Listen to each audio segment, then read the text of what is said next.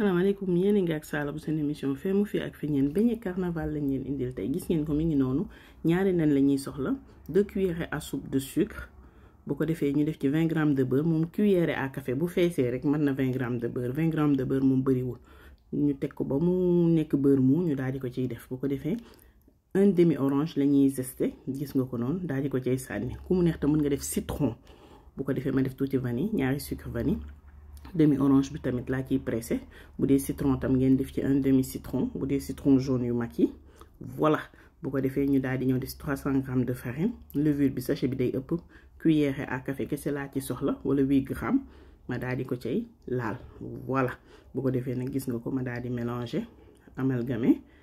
fàtte xorom ba laal ko ci tuuti pincé bi mënul ñàkk bu ko defee comme nu ngeen ko gisee bu sama pat dajaloowee lu may def mooy di laal tuuti farine rek pour amasser pat bi parce que pat bi soxlawul ñu koy pétrir gis nga ba mu bàyyi ni taqatul ci sa loxo rek mooy pat bi pare na nga filmer muur bàyyi mu noppali ko benn 1 heure de temps nga ñëwaat gis nga ko noonu suñu pat nooy nepp ñu daal di koy xaaj teg de côté fariner recto verso bu ko defee dañuy commencer di dër fariner bi pour que suñu beignet bi suñu pat bi bañ a coller ci plan de travail bi la voilà ñu paaxee côté yi gis nga ko man découpe pizza bi laa utiliser pour parer à côté yi ak découper samay beignet bu ko defee lu may def mooy gis nga ko noonu nii laa ko defee voilà yéen bu ngeen yoree centimètre kii règle mën ngeen ko utiliser voilà bu ko defee gis nga man dama koy découper mais nu mu tolloowul wooyee noonu mooy def charme bi gis nga ni ma koy découper ci digg bi boo découper ci digg bi jël daal di génne gis nga ko noonu ku mu neex tam boo ko defee ay losange tamit day génne beneen façon forme am na beneen façon beignet bu xam war naa leen dugal recette bi ci semaine prochaine incha allah façon boobu laa koy def comme ça ngeen gis ñaari façon yépp mais bii nii laa ko defee gis nga génne ñaari côté yi def naa ko lu bari yoon pour que ngeen mën ko saisir sinon ngeen indiwaat vidéo bi rek xool ko attentivement c'est pas difficile ñu teg dawlin mu sens ñu daal di ñëw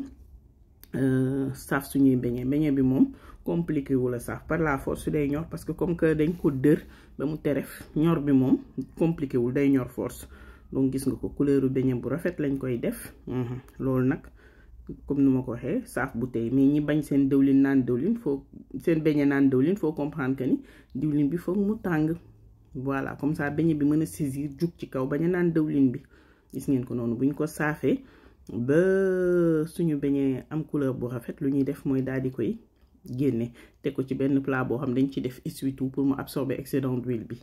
gis nga ko noonu beignet daal di pare mënul ñàkk ñu daal di jël suñu sucre glace daal di ko ci wis mu indi taar ci beignet bi comme que 2 cuillères à soupe kese lañ ci defoon ci sucre daal di indi waat tamit tuuti sucrosité ci kaw gis nga ko noonu beignet bi pare na jëlal man nga jongoma ba yàqu laa lay wax nii boole ci neex bay bëgg a dee man saveur orange laa ko def ku mu neex mën nga ko def saveur citron mais c'est trop bon ba pare li ma gën a neex ci beignet bi mooy naanul dëwlin suukar si bariwul ba pare mais délicieux voilà gis nga ko nii lañ leen indiloon tey j'espère que lañ leen indil neex na leen bu leen fàtte abonné aimer partager soo leen amee ay questions mun ngeen ko poser ci commentaire dinañu ci tontu bu ko defee aussi duma tay ci di leen fàttali ni bu leen fàtte dem abonné ci sama compte bu bees bi yi.fm s'il vous plaît merci d'avoir suivi à la prochaine et bye bye.